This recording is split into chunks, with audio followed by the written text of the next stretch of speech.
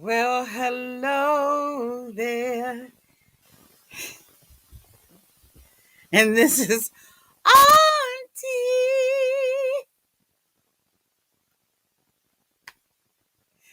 And I am here to do my review of Love During a Lockup, Season 3, Episode 61, Big, Buff, and Incarcerated.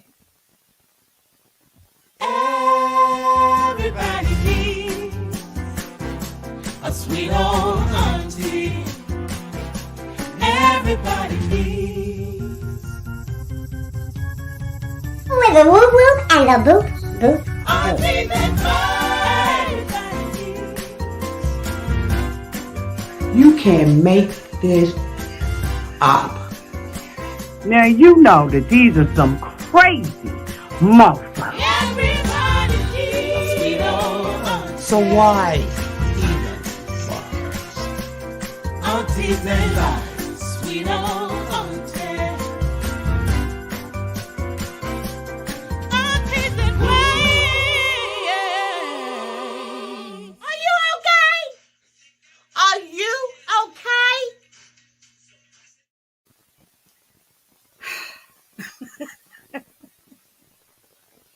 Well, hello, everybody, and this is Auntie.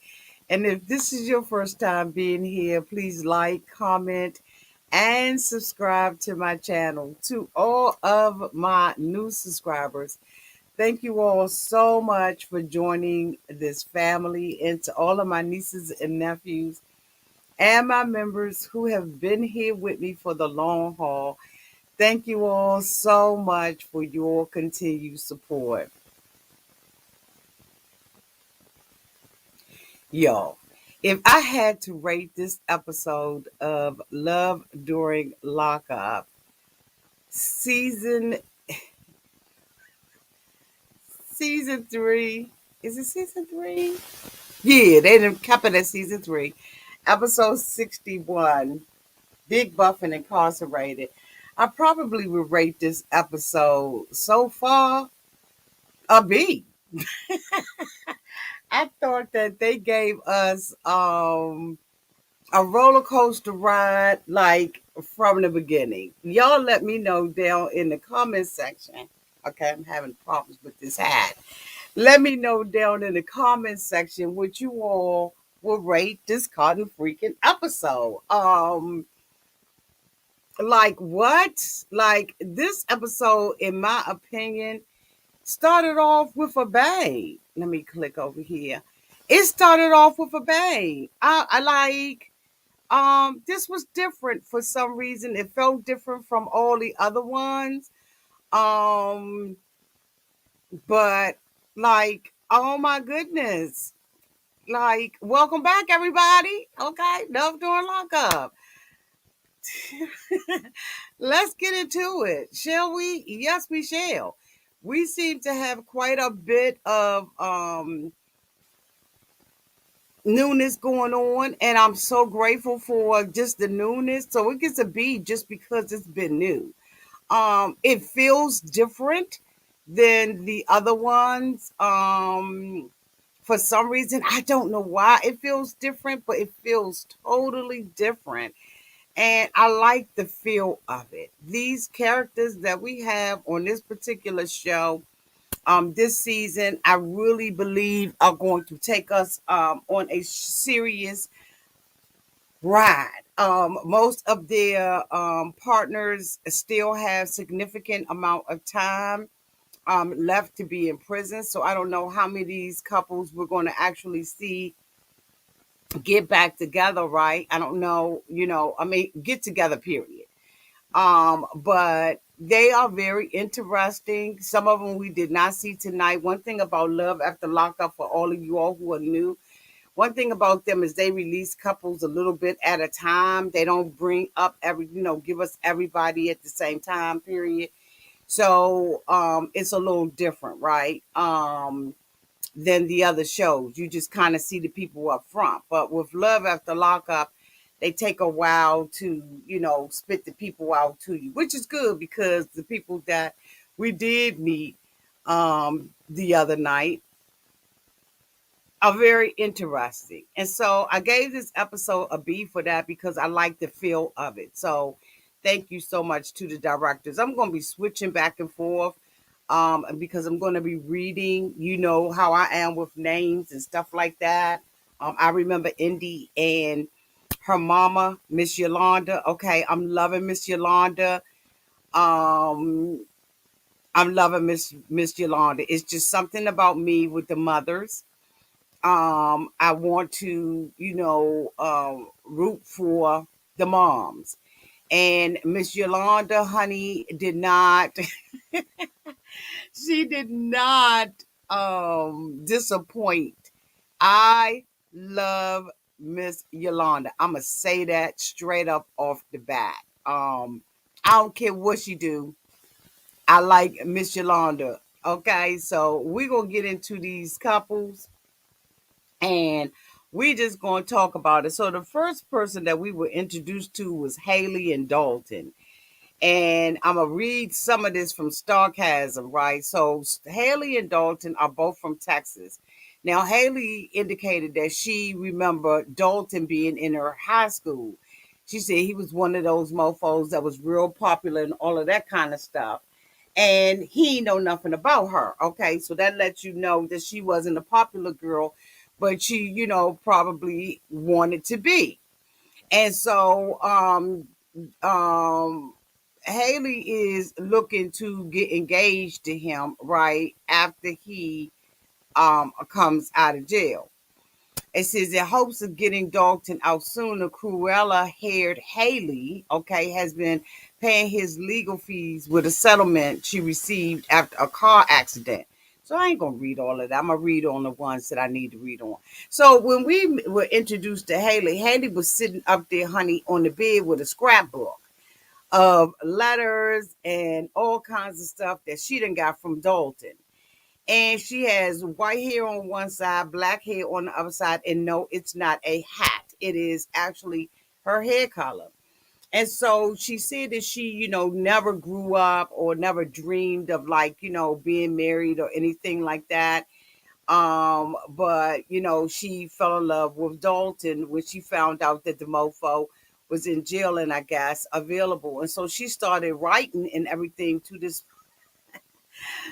mofo in order to be with him, right? And so, he of course, bit the bait, okay? And she was in a car accident where she said it was a single car accident. She was riding with somebody, so I guess she must have sued the insurance company.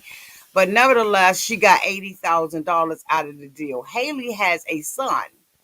And of course, anytime y'all know that they bring these children and involve these children in, I got an issue with them right up off the break. And so she has a son, and I'm thinking if you got $80,000, you can really make or start a life off with you and your son.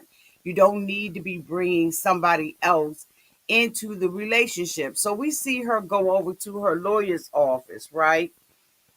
Her lawyer was the one who helped her with her lawsuit. So she respects him. I think his name was Buzz. Y'all let me know down in the comment section what his name was. But I think it was Mr. Buzz or Mr. B or something. But anyway, so she goes to him and she tells him that she, wants to get his advice about, this relationship that she's in with this cotton freaking prisoner. And so he's like, what? Of course, first of all, he tells her she's looking good. She said, I heal quickly or whatever. So I guess she must have got jacked up in the car accident that he assisted her with. And so she goes,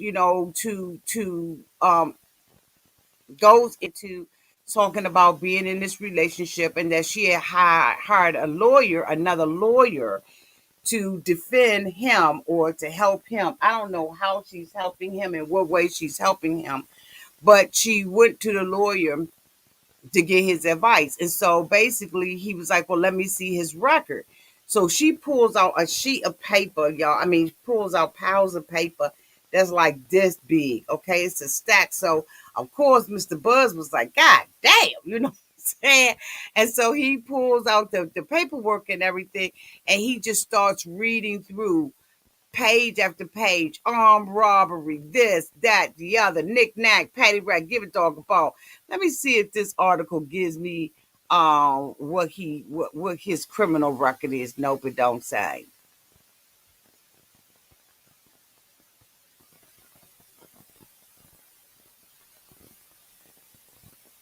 So they say that we're gonna be looking for that Hayley and her baby daddy got a good relationship with one another, and it's going to cause problems in the relationship between her and Dalton. So anyway, he pulled up she gave him a stack of paperwork on him, and she was like, "If I was your daughter, what would you suggest?" And he was like, "I would suggest that you run and that you get out of this relationship with him." And of course, this is not what she wants to hear. So she was telling him that she had spent this money on this guy, right? And she was like, he was like, "Well, the attorney that you got, how is he affording this attorney?" And she said, "Well, I did a retainer for him." And he was like, "Well, how much is the retainer?" And she was like, $12,000. Okay, $12,000 of her $80,000. She already down, right? But then he said, "Well, how much are you into this in? How much have you spent already?" So she told him that she has already spent $25,000 of her child's settlement money on this guy. And while she knows that this is a cotton freaking bad situation, she was like, "I'm hoping that love, no, love, girl, love ain't going to do it. Love is not going to prevail. Love is going, this kind of love that you got, honey, going to send your bank account and your whole life to hell." It's love is not going to do it for you, Hayley. It's not. And the thing about Hayley is, I was expecting Hayley to pull out like a tea set, and I was thinking that she was gonna have Winnie the Pooh in one chair, Tigger in another one, an American Doll, and they was just gonna all sit down, the four of them, and have tea. She is very immature, in my opinion. It seems like a straight up child. And so, I don't know, what her living situation is, who she's living with, or anything like that. But I just was really thinking Alice in Wonderland for some for some reason. I just was like, she doesn't seem to really be mature, and I don't know what her situation is, but something is wrong. I it just was like, something is wrong. And y'all know I'm gonna go ahead on and keep it a buck 150. I ain't even gonna sit up here and play no games about this cotton freaking child, right? Because something is wrong with her. The next person I want to talk about is Indy and Harry. Indy is a beautiful girl. Like, I do not understand this at all. Indy already has two kids. She said that the first daughter that she had is living with the daddy, and the second daughter that she has is living with her. Indy has, in my opinion, a big, huge family support system. We met her sister Nene. Nene was babysitting her child while she went to go and see her psychic, Anaris. Was it Anaris or whatever the hell her name was? She was keeping her. She got a big family. Do y'all know that they had a cotton freaking family game night? This is how much of a tight bond this girl is. But Indy decides that she wants to go and date somebody in the prison because she was sitting up all night long scrolling through TikTok and saw his daggone video. Now he cute, but he not cute enough to be with Indy. This mofo was on drug charges or something like that. Let me see if it gives what his charges was. Harry is a real handsome guy. He telling her whatever he want to tell her, honey.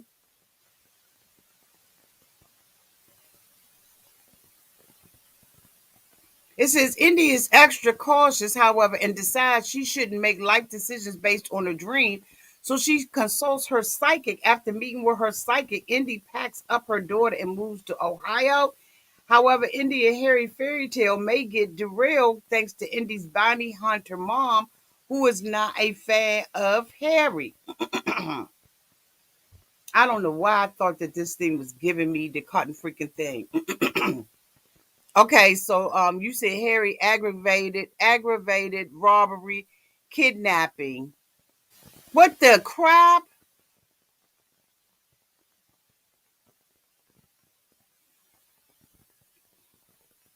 So we meet Indy, and I don't know whether or not Indy is working. I don't know what Indy is doing with her life. I don't remember her mentioning that she had a place of employment or anything like that. But she got a close family bond. She's a nice looking girl and everything. Now I can see why Hayley would, do that because Hayley looked like, girl, something out of a dumpster. But Indy, I don't understand it. Her mother is a bounty hunter, right? And they showed the mother like on the job and all of that kind of stuff. And so Indy, said that she was going to a therapist. So something's wrong with Indy. Okay.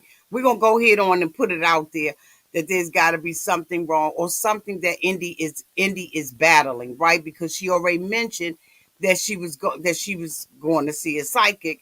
I mean a therapist, and her therapist sent her to Anaris. So she went over to Anaris to go and get a reading.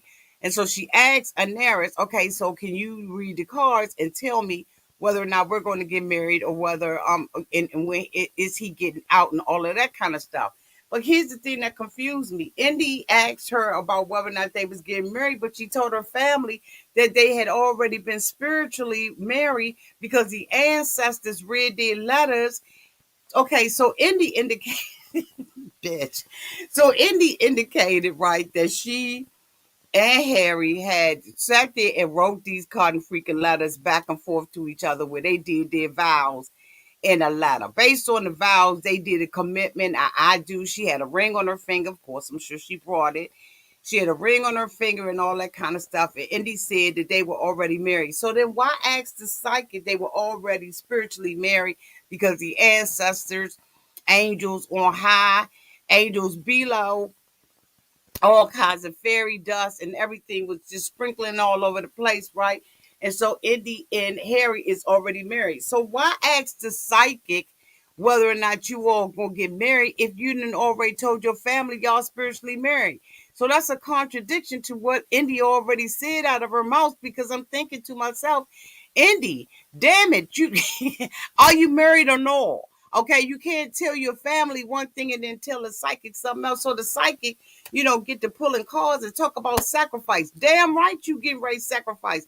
You getting ready to sacrifice the peace and the harmony and the camaraderie and the love of your family, of your mom, the support of your mother to take her grandbaby because mama was like, you're not taking my grandbaby. Okay, no, we are. So, yeah, you getting ready to sacrifice a whole lot of stuff, the freedom. She had already said something about the family support and all of that. So yeah, you about to make some sacrifices. But the lady, the psychic told her that the guy is getting ready to get out in a month, and that I see you. I mean, I keep hearing. That you're going to move. And I'm saying, well, how are you hearing and seeing at the same time? So when you see the card, is the card speaking to you or are you just reading the card, right? So I couldn't understand why the psychic kept saying, I'm hearing. So the psychic told her that, he was coming out in a month or so. And she was like, oh, that's quick. And she said, and for some reason, I'm seeing Ohio. Girl, if you don't know that we already know that you knew prior to that this mofo was in Ohio, stop playing in our faces. We know daggone well we ain't see no Ohio, no Arkansas, no Minnesota. We didn't see them cards come up. We didn't see you shuffle through. I don't know whether or not these cards got states on it, but come on, girl, stop playing with us. We already know damn well that you knew where he was located at. She been coming to you, right? And you've been pulling cards for a while. So this ain't the first time you done heard about this mofo. Anyway, so the girl is telling her that she needs to move to Ohio. But I'm sitting up there thinking, but you know what? If you really had a care and concern about her, why would you move her from a family as a psychic? Why would you move her or suggest to move her from a family where she got tremendous family support and move her somewhere to another state where she don't know nobody with a little girl? And she got another child that live with the daddy that you probably want the kids to grow up together with. I'll wait. Thank you so much, Weezy, for the 9.99 super chat, Auntie. Why do all these storylines seem fake? Am I the only one that thinks that cousins? No, I mean that's what I'm saying about this psychic. Like it just ain't like it ain't clicking. So anyway, Indy decides, they're gonna have family night. So I guess these are her siblings, cousins, whatever it is. She said they get together and they eat together and they play games and all of that kind of stuff. So now we see Miss Yolanda walk up there with her badge and everything on because she's a bounty hunter, right? And so she's a private investigator. And so she comes up into the house and everything, and they know, Mama gonna be going off because earlier India had went to her to the park to go pick up her sister, I guess, and the baby, and she was telling the sister that she wanted her to back her up in this conversation that she gonna be having with her mother. So the sister was like, do it at family game night, right? Which we know is a setup, okay? Because we've been watching this show long enough to know what's real and what ain't. So anyway, her sister said, Mom gonna go off on her and all of that kind of stuff. And so we see the mama come in the house. So we already, pumped up and ready, for mama to come in the house. Mom is absolutely stunning and beautiful, right? And so she comes up in the house and, she was like, hey, and she goes and she says she's going to change her clothes. So after she changed her clothes, Indy got everybody on the sofa and she tells them that her psychic told her that she needs to move to Boston.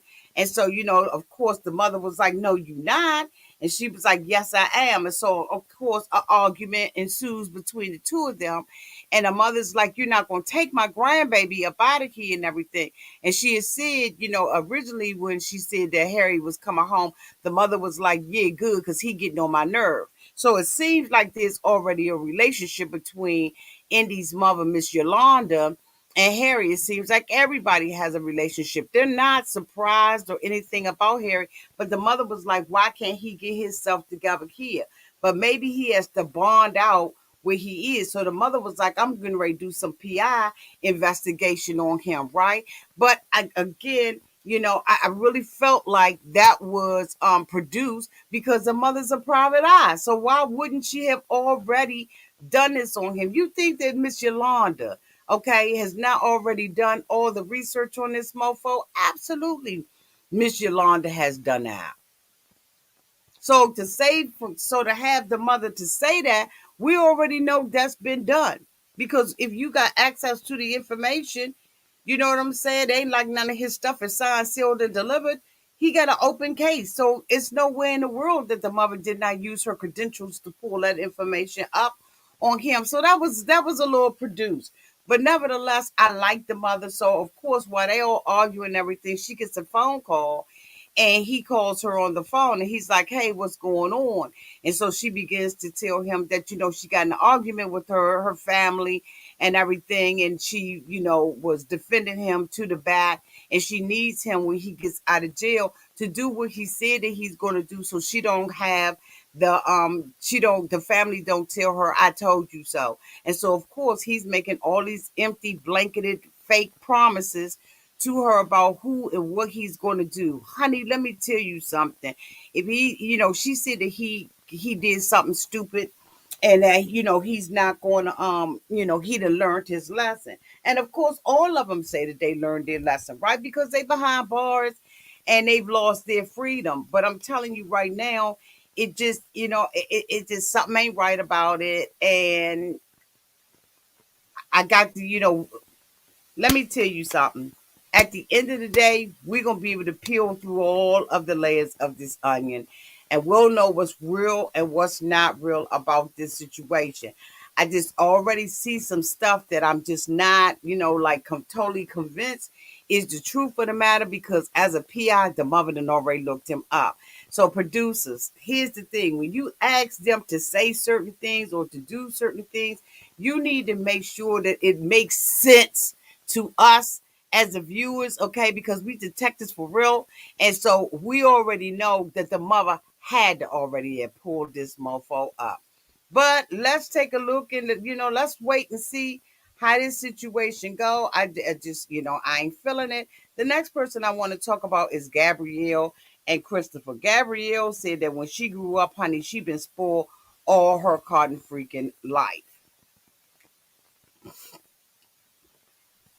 She was introduced to Chris by her cousin's incarcerated boyfriend. And so basically, Gabrielle was saying that she's been to the jail and she's done all of this and all that with him, and that the friends and stuff like that in the jail was like covering for them to, do the nasty or do whatever they was going to do, right? She again is another really young girl. Um, she says that this guy got beat up by the guards, allegedly. They roughhoused him, kicked his ass. And as a result, he sued and he won $150,000. Of that $150,000, he sent her 60,000 of it. So she done went and got a $5,000 engagement ring, and she got a BMW. She said she brought furniture, she brought all the stuff that they need. Okay. So they said that, so according to Starcasm, they said that in a bizarre franchise twist, it's the inmate's family that looks to confront Gabby with questions about her intentions. And that's probably because this mofo has money. And so they're wondering whether or not Gabrielle is in this for the money. Is she really sincere? Now her mama don't like the mofo, and her mama thinks that, she hasn't been dating him long enough. So all we see is the two of them flirting back and forth and talking about their sexual rendezvous at the jail. This girl is young. I like her mama too. I love the mamas, okay? But it just something seems phony about her relationship too. Get legit people. Now I like the people. Now I gave this some episode of B, but it just don't seem like everything is clicking right in this relationship. Again, we're gonna wait to see what happens with this, okay, and what they present to us, knowing that it's 50-50. Okay, it's 50-50. So we'll find out about this particular couple too. Wasn't a whole lot going on with her and her mom. But the next person I want to talk about is Max and Tara. So Max thinks that she is a catfish. But here's the thing though, Max, you're the catfish. Boo, they bring Max on here. Max got a lower face regimen. I don't know why they thought that was significant or important. There's a lot of men who take care of their skin. And so we see him, doing his regimen and stuff like that. Max said that um, Max is a model and a male escort from DC. We reported that he has a master's degree in biochemistry from Georgetown, but at the time of filming Love during Lockup, he was still working towards that. So they say, so why in the world is a buff male model and escort working on a master's degree in biochemistry looking for love in prison website? Well, here's the scoop from his press release. They say you think with looks and brains Max could find a woman in the free world, but he's been burned one too many times before. Max discovered writeaprisoner.com on a study break and loved that he could scan through for only the best looking women. He always dated models and influencers. How will his friends react to his new method of meeting women, right?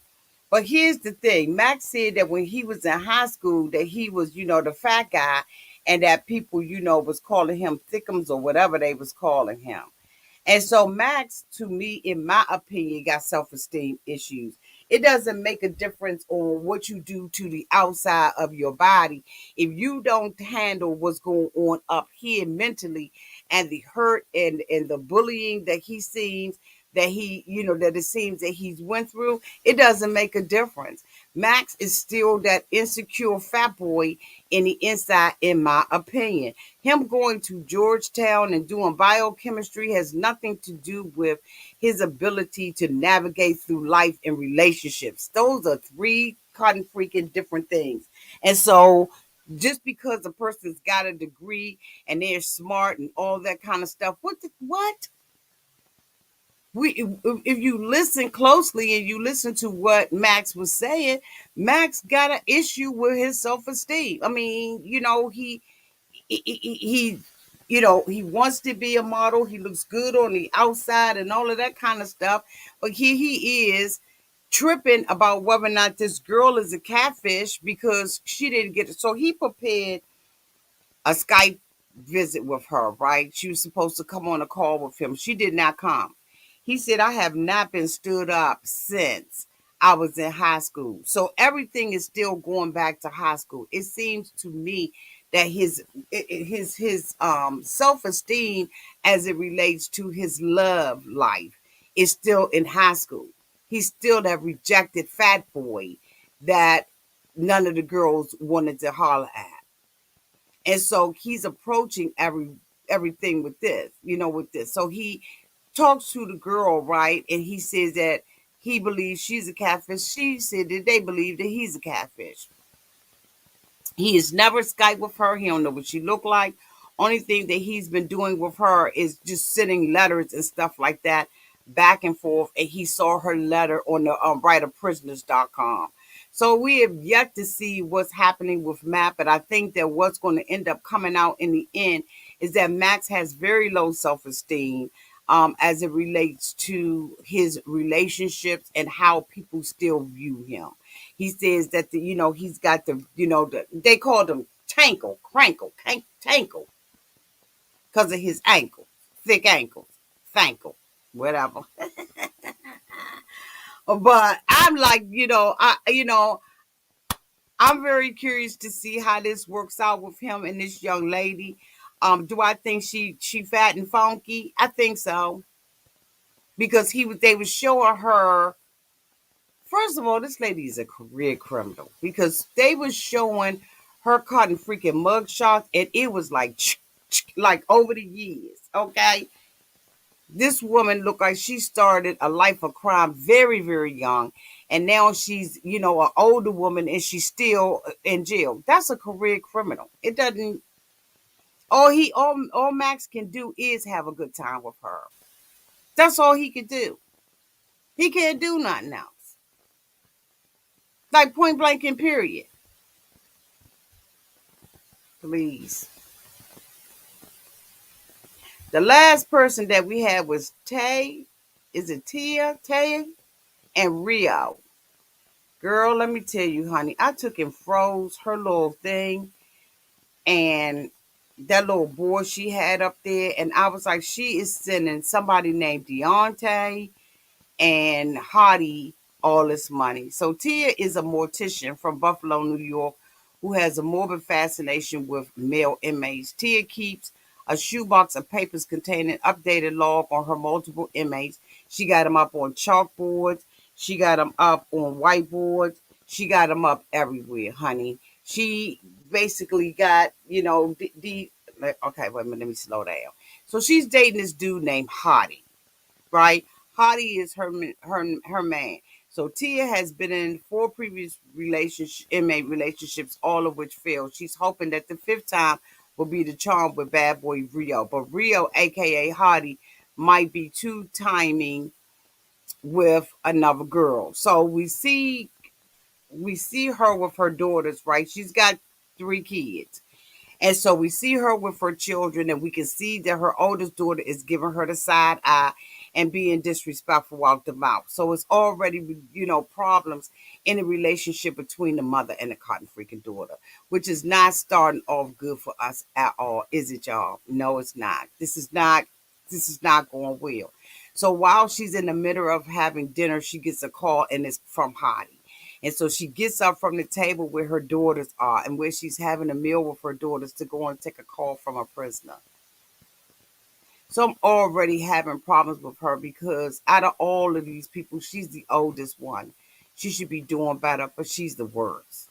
So she goes into the thing, into the room, and she's talking to Hottie on the phone. And next thing you know, her phone rings, honey, and it's her other boyfriend. So she met this mofo. He's incarcerated, okay, for drug trafficking. And so she's sitting in there telling the other one, wait a minute, hold on. She got two cell phones. Wait a minute, hold on. I got this food on the stove and I think I'm burning it. She goes over to the other side of the room. Hey, boo, how you doing? Yeah. So she talking to this mofo on the cotton freaking phone while the other one is holding on. She comes back to the phone to the other one and say, yeah, I don't, them oodles and noodles done burned up. I'm gonna have to call you back because okay. But then she shows the board and she's sending them $150, $250. I gotta put $150 on my phone, and I got to, I got to put this on Dante's books. I got to put this on. Y'all, I sat up there and looked at the freaking thing. I blew it up because I was like, I really need to see.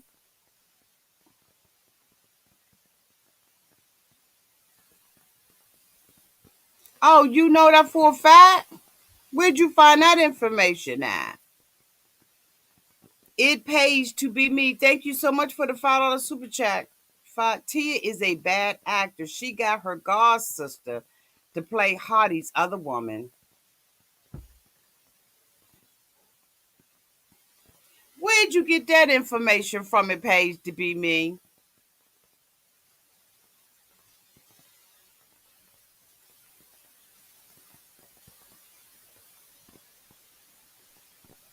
You said you saw that.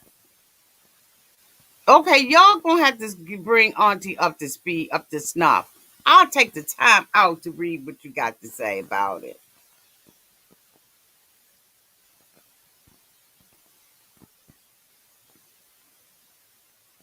Exactly.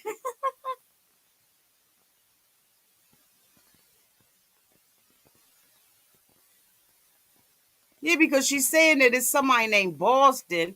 This girl is not supposed to be real. She's saying that the girl playing on her telephone, and she's saying that this person keep calling and hanging up, but coincidentally, the person does it while the producer did. Of course, we knew it was produced. I didn't know it was produced to the point where she had her cousin to do something like this. I mean, you dropped that tea, but you ain't dropping no more tea. Can you come back and let?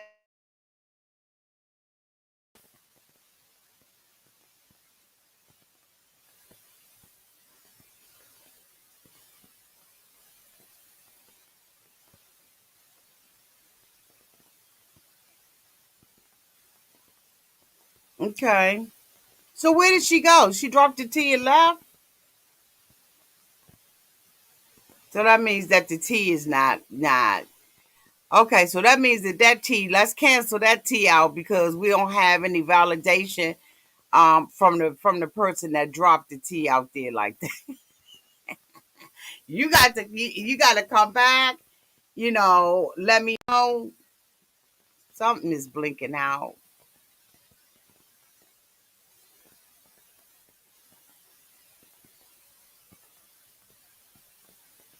Yeah, the tea got cold.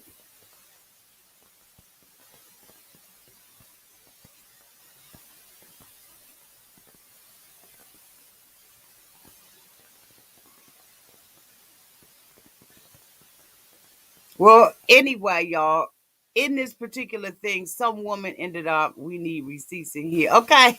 Um.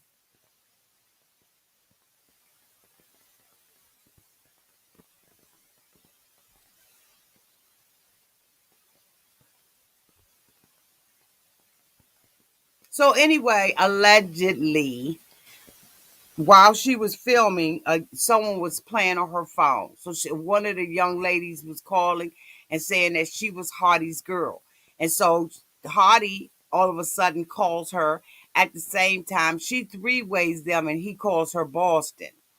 And so she was saying that she didn't want to cook out in front of her kids. But here's the thing. She indicates that she's already dating another 8 to 10 different inmates. And that she moves them and transfers them from board to board based on when they coming out, what she did for them, all that kind of stuff, right? So it's just like, what in the cotton freaking mess? I think that her her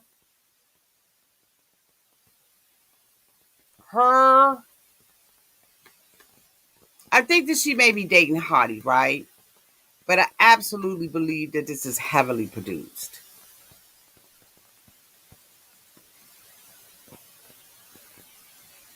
Exactly. Yeah, she had net worth on the board. I didn't. I think she's heavily produced. And I think it's going to come out that she is heavily produced. It was just a lot of missing parts and too much going on from the giddy up. Heavily produced. I think if anybody has that is real in this situation, it's probably Hayley and Dylan. Now that's not to say that these people are not inmates. It's just to say that the some of this looks really heavily produced. But anyway, we're here for the ride. Deontay from Love After Lockup said that he was waiting for me to do this review. Deontay, we're gonna have to put our heads together. You can come on as a specialist on the show. Give us your advice. You know what I'm saying? We can collab and do that. But I'm telling you right now, a lot of these couples, for some reason, seem very heavily produced on the non-con side. And so, but we here. We here. We gonna get it done. Yeah. Anyway, y'all, we got a couple of other couples that we need to meet. Um, and we just gonna do what we gotta do. Like I said, it does feel fresh, but it does seem heavily produced. And so we'll see how this ends up. Thank you all so much for being here. Thank you to everybody who super chatted. I appreciate you all. Appreciate the love and the support. Thank you to my moderators who always keep the room nice and safe for everybody to be able to have a great time. Yes, Angela Rochelle, a lot of production this season. It just seems like it is. It may not be, but hey, Gypsy, it just seems like yeah, it's a lot going on. So anyway, I love y'all. Be good, y'all.